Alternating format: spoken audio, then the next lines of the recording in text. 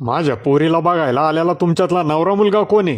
हे काय तो कडेला बसलेला आहे ना गरीबागत पांढरा शर्ट घालून तोच. पण त्यांनी पायातले बूट वेगवेगळे का घातल्यात? अहो दिवस रात्र गांजा पेता येते सुधीत तर पाहिजे. आणि तुम्ही बाकीचे तिघजण कोण? आम्ही नवऱ्या मुलाचे बालमित्र आहेत. बरं तुम्ही काय करता? आम्ही रिकाम टेकडे आहेत. कुठं पण गावभर बोंबलं थिंडतो. बरं नवरा मुलगा काय करतो? त्याचे वडील डॉक्टर आहेत आणि हॉस्पिटल आहे त्यांचं. पण मुलगा कंपाऊंडर होण्याच्या पण लायकीचा नाही असं आजूबाजूची लोक म्हणतात. सगळी उत्तरं तुम्हीच का देताय? नवरा मुलगा का बोलत नाही? अहो 90 मारून आलंय ते तोंडाचा वास येऊ नये म्हणून बामट्या गदगप बसलंय. बरं पोटा पाण्यासाठी काय करता तुम्ही?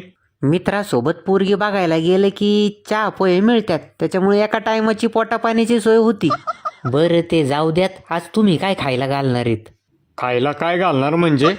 परवा तुमच्या पलीकडे राहणारे जोशी आहेत ना त्यांच्या स्वीटीला बघायला आलो होतो तेव्हा त्यांनी साजूक तुपातला शिरा खाऊ घातला होता म्हणून विचारलं.